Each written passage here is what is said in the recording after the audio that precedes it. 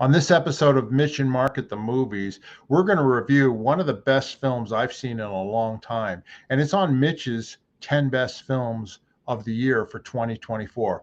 Yet it wasn't nominated for an Oscar for Best Picture. Why not? The film is called September 5. It's about the Munich Olympics, and it's a really, really good film. You're going to be on the edge of your seat watching it. After we go over and review that in depth, we're also then going to talk about the latest news about the James Bond franchise and also some other things as well. So stick around. We hope you enjoy the show.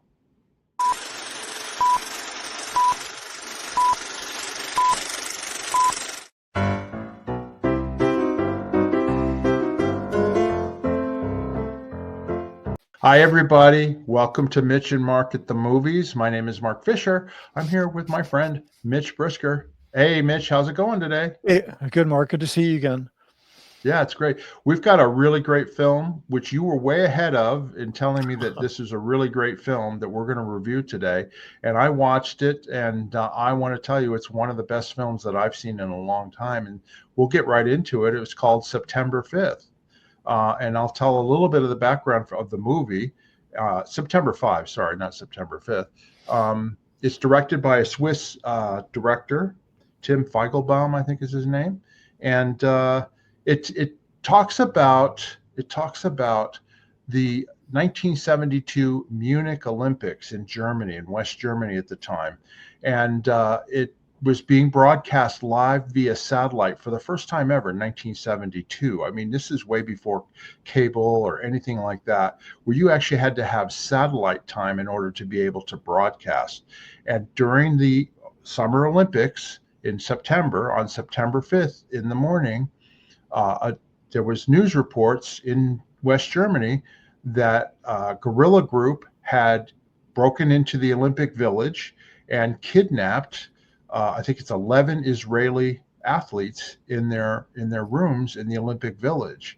And it turned out that this is a famous photograph of one of the guerrillas. It turned out to be the Palestinian group Black September, but they didn't know that at the time. And this is he's on the balcony of one of the rooms.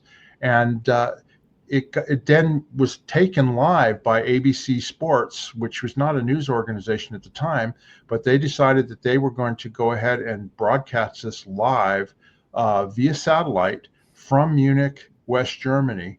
And these are real photographs of what happened during that time. And this movie, September 5, goes into the behind the scenes of the actual broadcasting of this event to the whole world live via satellite by ABC Sports. And it's an amazing film. There's been other films done about this, but this was kind of a behind the scenes look. And why don't you go ahead, Mitch, and talk about the film and what your impressions were of it? Yeah, I like this film a lot. It definitely made my top 10 list. I knew it was going to be on it. I mean, I think I saw it last October, November, when it was first being pre-screened, and there's just a lot to talk about this film. I mean, on a technical level, the film it's absolutely brilliant. It uses this historical footage and combined with this period recreation, and it does it so successfully and seamlessly. It's really amazing. And so, the editing is spectacular. I thought it got noted for the editing. I thought it was going to get nominated. The screenplay, which is original, it's not based on any source material other than the events that happened. Excuse me. The screenplay was nominated, which I think it really deserves. For the Academy Award. Mm-hmm. Yeah, and the acting is just spectacular. The cast is amazing. The performances are amazing. But, one of the interesting things about this film is it starts as this very taut kind of thriller. And the tension is being derived from the fact that they're the first ones to attempt to broadcast internationally the Olympics live. Well, not quite live, but they're going to close enough. And then it becomes a story of this news group, which ends up being not just the first one to broadcast the Olympics live via satellite, but a terrorist event. and they're so unprepared for it. They're so unprepared for all of the ethical questions. Should they even be broadcasting this? Should they even be reporting it? Should they be making a spectacle about it? Is it okay to show people being killed on television if that happens? They realize that, they managed to push a big, heavy studio camera within to get a good angle on the quarters in the Olympic Village, where the terrorists are holding the entire Israeli men's weightlifting team hostage. Yeah, and they're only 100 yards away from the actual place where the hostages were being held. Yeah, and they realize that they're actually broadcasting this to the terrorists as well. So then there's that ethical dilemma, and then there's this internal struggle when it breaks out between ABC News, fronted by Peter Jennings, a real and Jim McKay. Yeah, well, Jim McKay was with sports. Yeah, he was Mr. Wild World of Sports, and then later he was joined. Where was Howard Cosell? I guess he was later. He was there. I mean, in the film, they actually got him audio wise. Right. He was actually in the village, and he actually witnessed them leaving with the hostages. But yeah, Howard Cosell was there too. Yeah, so there's legendary characters from ABC News, ABC Sports, and there's a little bit of a battle between the news group. They want to just take the story over. You're not news, you're sports. Peter Sarsgaard, who plays Rune Aldridge, who became the legendary ABC Sports producer. ABC Wild World of Sports, the Olympics, the Muhammad Ali fights, all that great stuff we remember. Monday Night Football. And then also he eventually became head of ABC News as well. But yeah, at the time he was just sports. Just a legendary character. Peter Sarsgaard turns in his phenomenal performance. So, there's a lot going on in this film. And one of the things what you think, Mark, I got more to say, but what you think? Well, I thought I was on the edge. This was right in my wheelhouse age-wise. Okay, I was 14 years old when the 72 Olympics were on, and I watched it, because it was the first Olympics that you could watch in America, and I watched it. So I remember the events because I was old enough to remember that, and I remember Jim McKay and the broadcasting and the this and the that, and I remember it was like watching the moon landing. I mean, people were enthralled watching this happen. And at the same time, they didn't cancel the Olympic events. They carried on for a period of time during that day, and then they finally stopped them because they realized that they had a really serious situation going on with these terrorists. Basically with the Israeli, they had already killed one person or two people, and then they were threatening to kill one athlete an hour unless 200 Palestinian prisoners or whatever were released by Israel, and they were going to kill these people. And so, like you said, there was a big ethical question in the film. Now, what I was fascinated by in the film was a few things. Was just the production value in terms of you are right in this control room. I mean, the tension, you can cut it with a knife. And I was on the edge of my seat the whole way through the film. And I already knew what the outcome was because it's a historical thing. Just like you said, the Titanic, everybody knows the Titanic's going to sink, but you get this whole story and it's very interesting. So I was fascinated just watching these people do this. And the main guy that you had Rune Arledge played by Peter Sarsgaard. The rest of the cast, they were unknowns to me. I recognized this guy here, John Magaro. He plays the main director. He's a young guy. He was only 32 years old at the time. And he's the one calling the shots as to, let's do this and let's do that and put a camera here and get Peter Jennings over there in consultation with Rune Arledge. And this guy was great. He's a young actor. I had not seen him before, but I recognized his face. So he was a really, really good character. And then there was another character that you and I both agree was really key to the film. Why don't you go ahead and talk about her? It's Rennie. It's Leonie Benesch or Leonie Benesch. Yeah. Leonie. I think it's Leonie Benesch. Anyway, I had seen her previously in Tom Tykwer's Tykwer, in his Netflix series Hollywood Babylon. If you don't know I'm sorry, not Hollywood Babylon, Babylon Berlin. If you don't know who Tom Tykwer is, he did Run Lola Run, he did Cloud Atlas, he did Perfume. He's a very he's kind of a director's director. He's kind of like, he could call any actor in Hollywood and they would instantly, without reading a script, want to be in his film. She had a really significant part in Babylon Berlin, which unfortunately you can't see. It's off of Netflix, even though it was a Netflix series. It's one of the most successful international series in history. And she was fantastic in that. And she's so good in this film. This film, one of the things is, and I think it's by nature of the story, it's kind of lacking a hero. There's no sort of central figure. None of these guys, they all have an important role to play. And in the sort of procedure of doing this breakthrough thing of broadcasting from, live from Germany.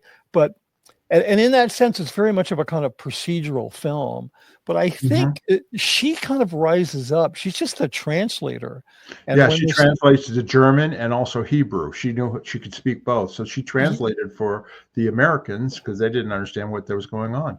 Yeah. But the thing is that to me, she's kind of the hero, or heroine of the film in a way, because she was, she didn't seem to be rattled by any of these ethical conflicts and decisions that had to be made. Maybe that's because she didn't have to make them, but she was this kind of held the stability of the team together.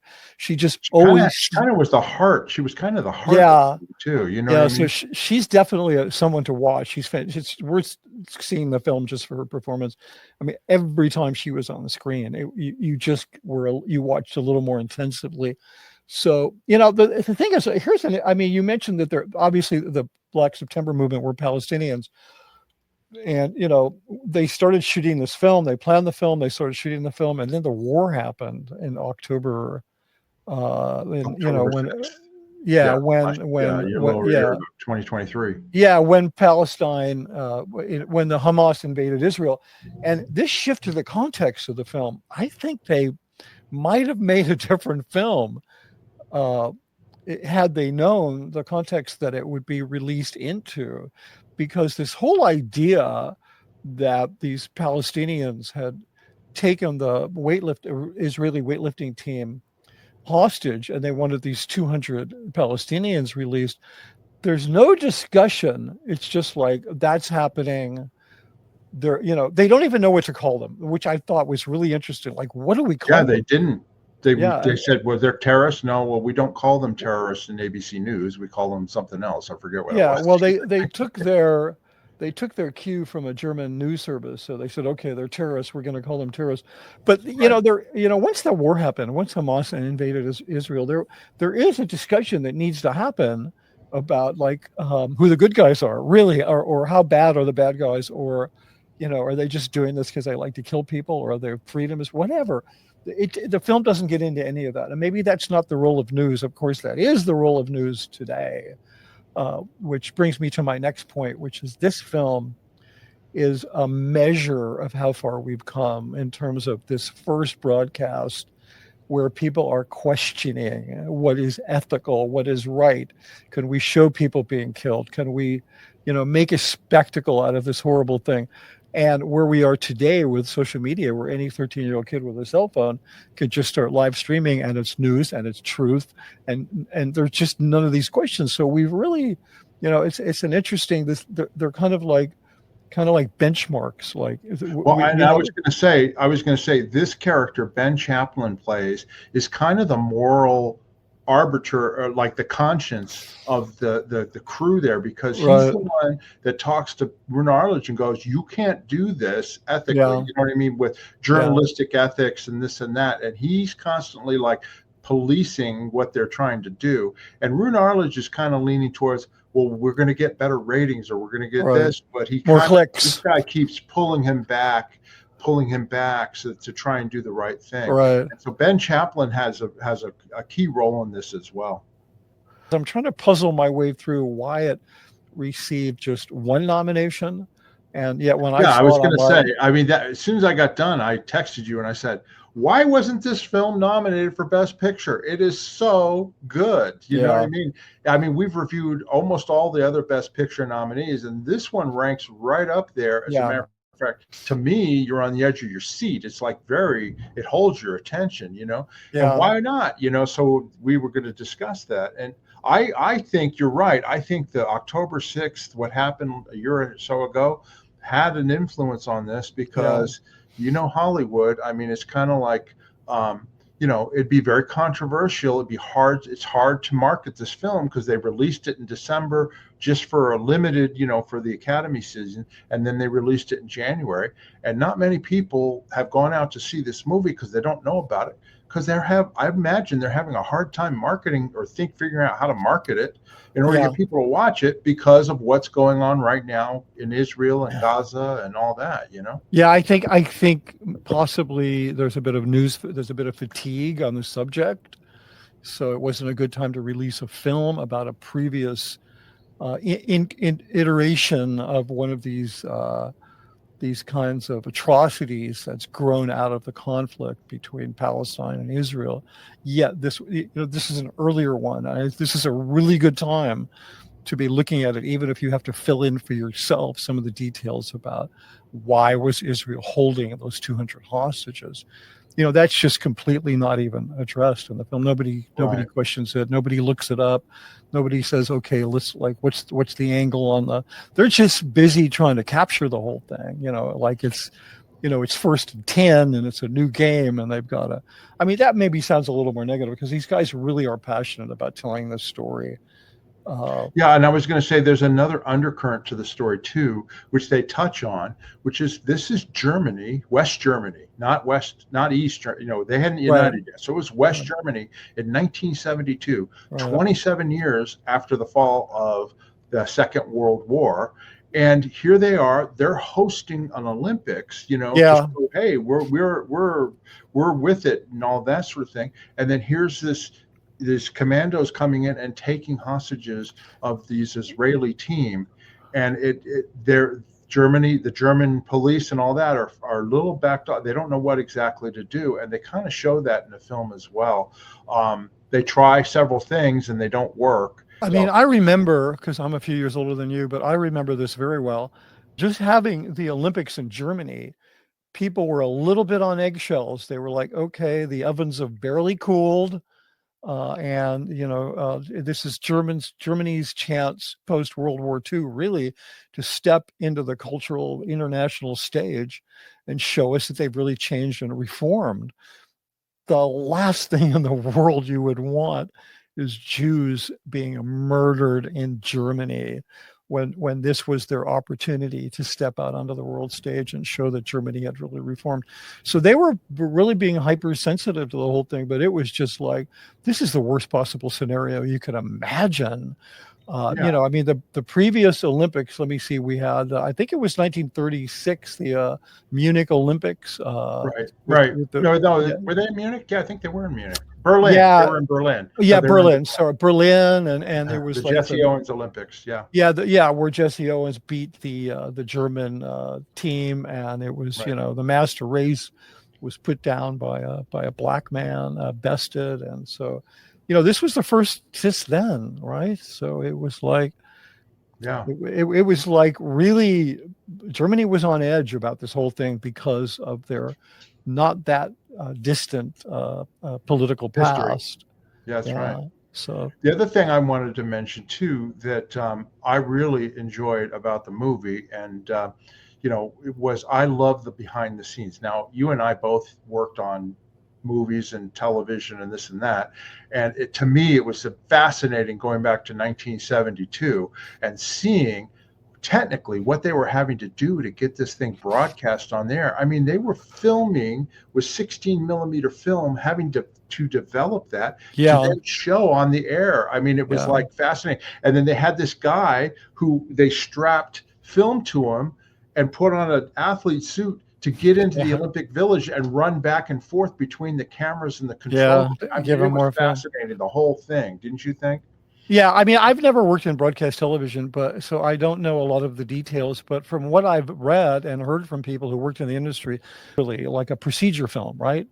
like we're going to have to Like go a through certain. CSI at Yeah, CSI it's like TV show this is or also whatever. kind of Yeah. a procedural film in terms of how you do this, the steps you go through. It's also what we refer to as a chamber film, which is the chamber film is like, you were liking it earlier when we were discussing it too, like a film that takes place in a submarine, which submarine films are like chamber films and that they take place with a few people over a short period of time in a limited space. And that describes this film perfectly. It's a few people. That's pretty much the whole cast right there. Yeah, it's like 95 to 98% of the film takes place in that control room. I mean, Yeah, and you will all the not events that are be. happening outside are the film, the document. They use real documentary Yeah, film. you're seeing it on TV screens. Yeah, and then Yeah, these people, I listened to an interview with Peter Sarsgaard after I saw the movie, and he said it was all filmed on one set basically, and the director wanted them. They didn't pull walls away and things like that. They wanted it hot in there, and they yeah, wanted the people in there. And Peter Sarsgaard's the one, he said it reminded him of a submarine movie like Hunt for Red October or Crimson Tide or Das Boot or whatever, where you're visually inside this space, and it yeah, was really effective, I thought. yeah. Unlike modern submarines, the conning deck is like the lobby on a Howard Johnson's. And not claustrophobic. I only know that because I did a commercial once which featured the interior of a modern nuclear submarine, and we had to get a bunch of photos from the Department of Navy, who basically said, "Oh, you'll have to go to the Russian embassy for those because we ain't giving them to you." It was a joke, but we did see some pictures, and I was like, "This isn't Dust Boot. This is like checkerboard linoleum floors, and these rooms are like as big as bowling alleys." But whatever. But yeah, it's very much. But you won't be suffering from not seeing like grand shots at all. I mean, the No, claustrophobia of the film just completely works. yeah, Uh, so this film, absolutely, everybody should see it. It's on my top 10 list. I couldn't recommend it more highly. I completely excuse it for the accidental context of being dropped into a new Palestinian, atrocity when this one is about a Palestinian atrocity, and they don't really go into it. Well, you know what? They didn't know that was going to happen. So this film basically ends with the horrific death of all of the athletes, 4 terrorists, and a couple of German police. And there's another film that we should talk about, which begins with the death of the athletes, and that's Spielberg's Munich. And I got to tell you, if you want to see maybe the most brilliant double bill in history, watch September 5 and then watch Munich. I did that. I didn't watch all of Munich. I watched some of it. And it's spectacular. It takes place, I think, 76, 77. It's like a year later. And Mossad, the Israeli, secret police intelligence agency rather, has gathered together resources, and they are now going to hunt down everybody involved in the murders and their families and anybody who could have possibly. I mean, this is real wrath of God stuff that the Israelis do. I mean, this is not even within the realm of justice. It's just complete overkill. And they go and they just kill everybody who had anything to do. It's starring Eric Bana. Jeffrey Rush is in it. I don't really remember who else Daniel is on it. Craig is in it Yeah, before right. he was Yeah, before he was 007. that's I, right. I agree with you. Yeah, I saw this when it came out and I had yeah, forgotten about it. But after seeing September 5, yeah. I'm going to watch. I'm going to try and watch this No, I week did. I because I watched. want to see it again. I watched a lot of it, like literally right after a few hours after watching September 5. It is an amazing film. It is one of Spielberg's best films. It has, I think, what is the best assassination sequence. The Dutch girl on the houseboat. I'm not going to say what happens, but that's just an amazing bunch of amazing stuff. But most pointedly, I mean, not only do you have this situation where you have a film, really interesting film, September 5, about this group of people who brought the world the news about this event. And then you have this other film that picks up where that film left off and then tells you how the whole thing concluded. But there's an amazing scene near the end of Munich with Jeffrey Rush, who's some kind of deep Israeli spook. I mean, he's military, he's Mossad or whatever. I don't think the Eric Bana character, he was the main assassin. I don't think he was Mossad. I think he was military and they recruited him. But he's having this conversation when the whole thing's done, and he's the guy in real life, and they showed in the film, he moves to New York with his family. He's done with killing. He's done with Israel. He just wants to be a Jew in New York and live his life. He's pretty upset about the mission of killing all these people. And he has this conversation with Jeffrey Rush, and I'll never forget. I remembered it from seeing the film. Seeing it again blew my mind. He says to Jeffrey Rush, he said, "There is no peace in this. There will be no peace in this." And I'm like, oh my God, this happened in 76. No, I'm 73, 4. And Spielberg is envisioning it around 2006, I think. And what is he saying? Reflecting back on that, he's saying there'll be no peace from this. And what's happening now with Israel Palestine? Well, think about it. 53 years later, look at the situation. Nothing has really changed as far as the relationships between the Palestinians and the Israelis. And they're trying to solve it, and it's still not solved 53 years later. So I highly recommend this film, followed by watching Munich. I think you may it may help a lot of people to get a better perspective on what's happening in the Middle East. Even though September 5 does lack any meaningful discussion of the situation, it just focuses on that one event without really unpacking any of the dynamics of why it's going on, which I think led to its lack of, of award recognition. Although, it did get recognized. Everybody's saying it's a great film, even the people that are criticizing it. No, I agree. And I was just going to say September 5. To me, it's great. I like this one. I recommending verbally. Hey, you got to see this movie when it comes available. Now, how do you see it? I watched it on demand. I paid $20 to watch it on Amazon Prime. Okay, but it's probably shortly going to be available on some streaming service, Netflix or Hulu or something. And when it is, run, don't walk. Watch this movie. I think you're gonna really enjoy it. It's very well done, and I can't highly recommend it enough. Yeah, the performances in it are as good as Peter Sarsgaard. He is as good as any of these guys that were nominated. His performance is at least equal to Ralph Fiennes, better than Timothée Chalamet. And on and on and on. I mean, unfortunately, to kind of be a Best Picture nomination, you need one actor to be sort of chosen as a Best Actor candidate. And so, because usually you sort of follow this one actor, along with the film that's nominated. And this I don't think they could figure out who to pick, because no, I agree with you, because it's an ensemble. It really is an ensemble. It really is. Now, the Screen Actors Guild, when they do Best Picture, they do Best Ensemble, which is their way of doing Best Picture. You know what I mean? But those awards are coming up this coming Sunday, so people can get to see the Actors Guild and who they pick for the Best Actor. Yeah, I have a note not to watch it because I think that's really tough. Yeah, I'm going to watch it. I like. I'm not going. I'm probably not. You're not going to. Well, I'm just not a big SAG fan. But anyway, I know I'm going to get hate mail because of that. But then the other awards that happened about a week or so ago was the BAFTAs, which is the British Film Institute. It's their version of the Academy Awards in England, and it's a big deal. I mean, it is a big deal. It's considered a big deal, and their Best Picture that they chose was Conclave, right? Yeah, I think not surprising because it stars I believe, a knighted actor. So it's Ralph Fiennes. Yeah, so I think he was knighted. I have to look that up, but anyway, whatever. We're just being very jingoistic there, but BAFTA's a big deal. They also have. Well, hold on. Our girl Mikey Madison from Honora, she won Best Actress. She beat Demi Moore. She beat all these other people. And then she was chosen, and I think she's going to be a favorite maybe for Best Actress in the Oscars on March 2nd. I hope so. Yeah. If you listen to her interviews, I know you have. She's really smart. She's really humble.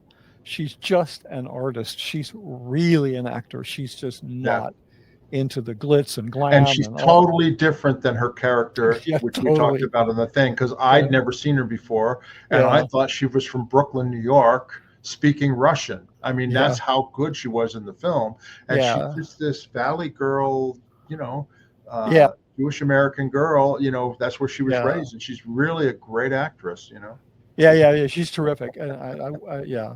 And she thanked the sex workers industry. Yeah, She which I actually said, thought, I want to stand yeah. up for the sex workers. And like she was basically defending it, saying, these are real people too, trying to earn a living. Yeah. Yeah. I That mean, was they regardless of what your viewpoint on that is, these people yeah, need to be kept safe, just like anybody. Um, yeah.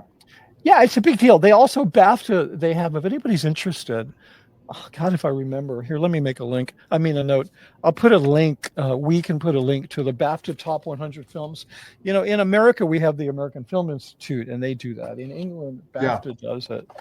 And it's a really interesting list. I mean, it's obviously more British than the American one. I know I was very fortunate when I went to CalArts to study with a guy who's ended up being considered the greatest film instructor ever, a guy named Alexander McKendrick, who, a British director nobody in America has ever heard of unless they went to CalArts. But he has 3 films in the top 100. Which is how I became aware of that, the BAFTA top 100 list. It's interesting to look at because the British film industry is, compared with America, it's incredibly vibrant and important film industry. Well, So. isn't it interesting? Because this topic just popped into my Sure, head. yeah. How many American television series are based off of British ones? Do you know what I mean? Like the British they're at the forefront a lot of times in terms of story and script. The Office was based off of a show in England. You know what I mean? Right. There's a lot of shows and different things that started over there. All in the Family was from England. All these things, and they Yeah, brought you want to know why that is? Because it's goddamn nationalized, and the government is smart, and they know where they'll throw money at art. As You're opposed talking to about England. In England. Yeah, England. Yeah, it's like, BBC is a government agency. It's like they do great work. It's a great example of how the government can be advantageous to the field of art. In America, we're all about privatization. Yeah. So, What's funny though? I hate to say this though, because I'm not trying to show my American nationalism, right? But I have no problem. I have absolutely no problem when British actors come to America and they get roles where they speak with an American accent. I mean, I wouldn't even know a lot of times, but I have a real problem for some reason when Renee Zellweger goes over to England and takes on a British accent to be Bridget Jones in Bridget Jones' Diary, because all I think of her in Jerry Maguire. You know what I mean? I don't. For some reason, she doesn't pull it off. And some of the Americans that go over to do British accents, to me, they don't pull them off as well as the British do when they come here to America and do American accents. Yeah, I'd love to hear British people talk about that. Maybe they feel the same about their people. Well, they do feel that, of course, they also went to the, theater, whatever I mean, like you said, they have a national theater there. They have a school. I mean, the Royal Academy of Art. Yeah. And so, a lot of the greatest. Yeah, I think there's more to it than that. I did a film for our old employer. I did a film with a really talented, beautiful, that's beside the point, but British actress. And we would have this conversation at lunch about why is it easier for British people to do an American accent than it is for Americans to do a British accent. And there's actually a phonetic reason behind this. And she explained it to me. It has to do with the way they, how like some languages like Japanese, they have difficulty saying L's or whatever. Well, no L's. They L's. Like my name is Mitchell, so when I was in Japan, it was Mitcher. Right. So I would always go by Mitch because that's a Japanese name as well, right? Michi, right? So think about that. The way you grow up using phonetics can completely condition what the Chinese have it's another. They have the opposite problem. They have difficulty saying R's, right? And this is true with groups all over the world. So there's something about the way the British shape use their mouth and their tongue to have a British accent, which it makes it easy to have an American accent, where the opposite is true if you're an American. The way your mouth works, it's like you're a Japanese person trying to say an R. I mean, an L. You just can't do it. So it actually is quite difficult. So, but we used to have this linguistic coach. I forget his name. They brought him up to where you and I used to work to coach people, like, because somebody didn't like their French accent, where they wanted them to sound like somebody else. I can't think of his name. He was famous for doing, what's his name? Now my brain is completely fried. Anyway, the guy who wrote Tom Sawyer. Mark Twain. Mark Twain. Anyway, this guy he met me and he said, "You're from Southern California." I said, "Yeah." He said, "You're from Los Angeles." I said, "Yeah." He listened to me talk a little bit more and he said, "You're from West Hollywood and you probably grew up in the hills." He was that good at hearing dialects, and he could teach people to do British accents, but there's real reasons why it's harder for Americans. But I agree with you. I don't want to see Americans playing British actors, partially because there's probably 5 really good British actors for every one American. So speaking of British, 007 this week. We talked about this a few weeks ago, but Amazon, MGM Studios, they basically have taken over creative control of 007 from the Cubby Broccoli family. Thank God. Broccoli and Michael G. Wilson. And that was going on. I'm sure a lot of money changed hands. They still are co-owners of the franchise, but they've ceded control over creative control to Amazon, Jeff Bezos's company, and MGM to come up with the next James Bond and come up with whatever it is they want to do with it. And anyway, so that was big news. Do you have any reaction to it? Well, you said a lot of money, but it's not a lot of money to Jeff Bezos. He probably just I understand, but for the Broccoli family, I'm sure they cashed in. But whatever. I mean, what's her name? Broccoli. Barbara.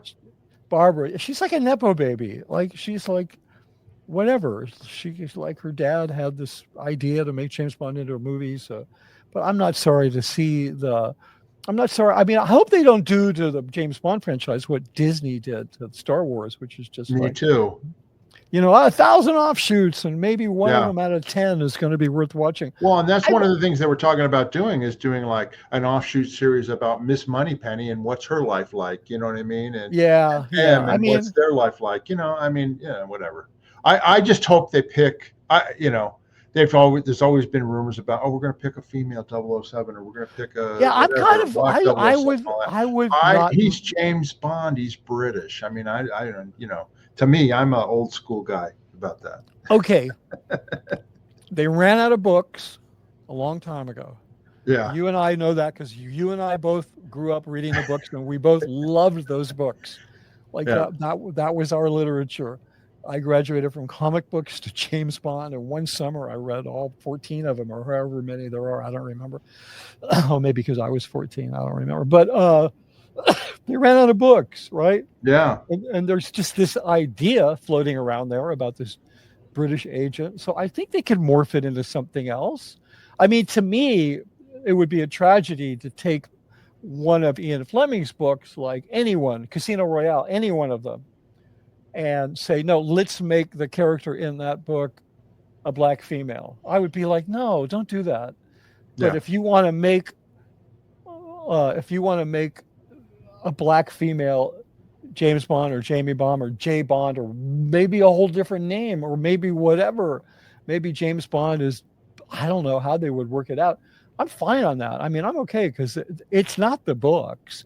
My problem is that it's Amazon, and they had, Jeff Bezos had this great idea to kind of like, oh yeah, we can do Tolkien, we can do Lord of the Rings, absolutely. And it was just like, I couldn't even watch it.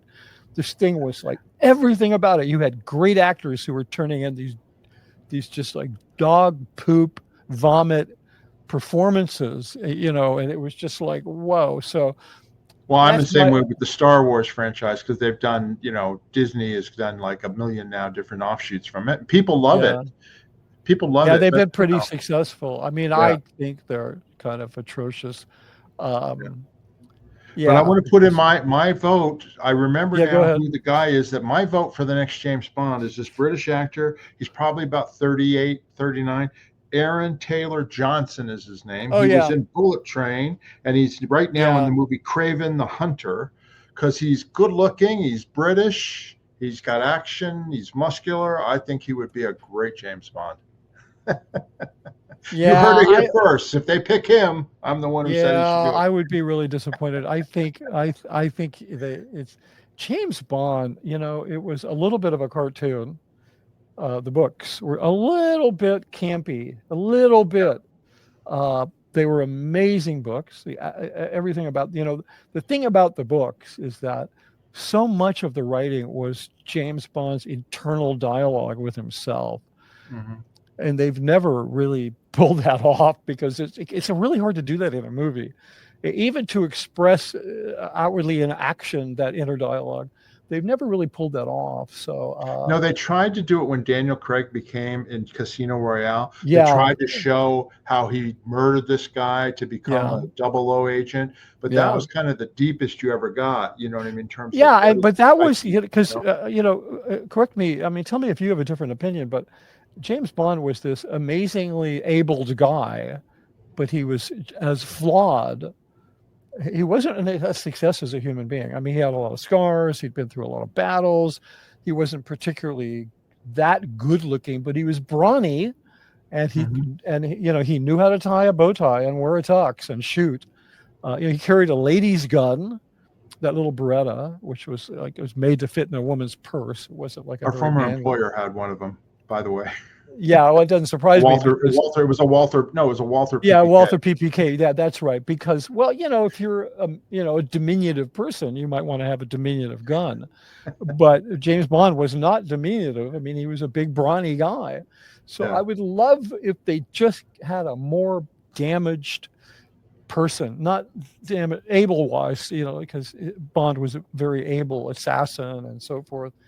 And plus, it is the world of sort of imperialistic fascism where I mean, it's one thing to gather intelligence and protect your country, but James Bond's role was a little more imperialistic than that. So, Yeah, and License to Kill. That's yeah, what he was. license to kill. Yeah, He exactly. was an assassin. Yeah. Yeah, well, it'll be interesting to see. I mean, I don't care what they do with the character. I don't care if it's a one-legged black lesbian woman. I don't care. I care like how good a job that person does and how good the story is and the filmmaking is. I don't I don't have some because they've I think already they're gonna. I think they're gonna stay pretty true. Maybe they'll make different changes, but I think it's still gonna be action packed. It's still gonna be espionage. It's still gonna have a lot of the yeah, flavor of what yeah, makes James Bond so popular. That's what yeah, I but think. is Amazon's not doing it for any other reason. They want to make money. So yeah, but is it going to be to Tolkien what the Rings of Power was? Is this going to be to the original James Bond what that was? Just a horrific bastardization, just like a pretentious, self-engaged, egotistical, maniacal thing of saying, "Oh yeah, we can do Tolkien. Nobody can do Tolkien." That's like saying we can do Shakespeare, yeah, right? Like nobody's going to do Shakespeare but Shakespeare. But anyway, whatever. yeah. Um, Well, one last thing I wanted to talk about. I did start the Recruit yeah, season 2 after your recommendation. yeah, I finished The Night Agent, and I am enjoying the Recruit season 2. There is a bit of humor to it, but I love it because there's lots of different locations where they film, and yeah. this guy's really funny, and the people that are after him, and this and that. So I'm enjoying it. I got 2 episodes left, and I'll be done with season 2. But I Yeah, want to say I thought the Recruit is on. It's on Netflix, by the way, for our viewers if you haven't yeah, seen it's it. surprisingly good. And the Yeah. humor, it's not like the Shane Black humor. It's not like, Arnold Schwarzenegger hits somebody with a surfboard and says, "Surf's up." It's Yeah. not that kind of humor. It's a different, or Arnold Schwarzenegger, pins a guy to a wall with a 12-inch knife and says, "Stick around." It Yeah. doesn't have any of that kind of humor in it. But it has this kind of like somebody's about to die. Somebody is about probably the main character who you're seeing on the screen is about to meet the most dastardly fate. And he says something sort of a kind of defense mechanism of humor so it kind of works psychologically. It's not just a wise guy quip. And I found that really refreshing. And the action in it is spectacular. If you want to turn off your brain and watch some action, it's really, really good. So, yeah. So The Recruit season 2 on Netflix. Really good. Also, I've been watching Paradise on Hulu. Yeah, you were mentioning that. I have not seen it yet, but I've heard you can't really talk about it because I'll tell you why you can't talk about it. The pilot is really good, and the pilot ends. You won't know what's going on. I'm saying too much already. You won't really understand the stage is not set for the series until the last moments of the pilot. And then you're like, oh, that's what this is about. And you're like, holy moly. So it's really good. It's very clever. It's very well produced. It's and then the other thing I'm watching that comes out weekly, which I hate, but season three of White Lotus on Max, White Lotus, and they're in Thailand, and it's beautiful. And I watched the first episode, and it's intriguing, and it's probably going to be another really good show. So that's on too. Yeah, I usually for one. I wait till they all drop, and then I just binge them. Yeah, like I did that with Game of Thrones. I waited till all 7 years of episodes was done, and then I watched. Well, me too, only because I could not understand what they were saying, and I couldn't get through it. So the first 4 seasons dropped before somebody said, "You got to watch this. Put on the subtitles," and that I was able to get through it then, and then I was hooked after that. Yeah. Well, nobody can make a really corny melodrama like the British and have it feel like it's high art when it's just not. It's just, they're really good at that. So that's pretty much. I think that's where we're at. So please subscribe to the channel. Hit that subscribe button for my channel, for Mitch's channel. Hit the like button. Hit the thumbs up. Go ahead. No, I was just going to say, and please, we're very interested in your feedback, so please leave us a comment. With respect to this, if you could leave us a comment about if you'd seen September 5 before watching this, if you'd seen Munich before watching this, I would really like to know that. Like if this was a live stream, I would be saying, hey, everybody put a 1 in the chat if you've actually seen, Munich or whatever. So whatever, that's just... please. We're very interested in hearing back from you. Yeah, we're interested in your feedback, questions, comments right down below. Subscribe to Mitch's channel at M. Brisker. That's how you can hit his channel. And then please buy us a coffee. Go down to the description of the channel. There's a link. You can buy us a coffee. Please support the channel. And then I also lastly wanted to mention, buy Mitch's book, Scientology, The Big Lie by Mitch Brisker, Amazon, Barnes & Noble, at his website. There's links all over the place. It's a fantastic read, and hopefully someday maybe they'll be adapted and put into a mini series of some sort. That would who knows? Yeah, who knows? I wouldn't hold your breath, but you never know. Yeah, no, it would. It's a great story, and there's so many stories that could be done on that subject that would be interesting. But, we'll leave it at that. Yeah. Well, I think my younger son, who's a filmmaker, he's just finishing up a stint as a post-production supervisor on a $60 million Hollywood film. I'm not going to mention the name of the film. Yeah. But he said that I have to give him the movie rights for the first 3 chapters, which are before I got into Scientology. So that would be great too. Yeah. Yeah. He's much more interested in that period. So I thought maybe I'll write a film about a character who it ends with the guy getting into a cult, and you're like, oh my God, no, don't do that. It's one of those kind of 60s films like Easy Rider, where at the end the protagonist just gets shot by a couple of rednecks, So one of those kind of throwbacks to Vietnam era films where things were very pessimistic. No, and it's true. And it's like Janice's book, like somebody wanted to develop when she was on the ship, You know what I mean? The Apollo, hmm Kid on the hmm Apollo, you know, that type of hmm thing. We hmm can break up the stories into something that would be interesting that people would Yeah, want. I think that might be more interesting than as a Yeah, TV thing than my story, because that was like, yeah. that was a bunch of like farmer. What was the saying? Farmers at sea. I mean, literally, that was just like one person who was Hubbard, who was remembering how to sail, and then a bunch of other people that were Oh yeah, following his orders. So that's an exactly. interesting setup. All right, everybody. Well, until next time, we hope you enjoyed this. Go see September 5 if it's in a theater, or watch it on streaming. And I think you will thank us for it, because it's really a good movie. Right, Mitch? Yeah, no, it's fantastic. It's if there ever was proof that you can make a spectacular film and not get nominated for maybe one Oscar for the screenplay, it's September 5. Yeah. It's absolutely on my best top 10 list of the year. Yeah. Okay, everybody. Until next time, we'll see you later. Bye bye.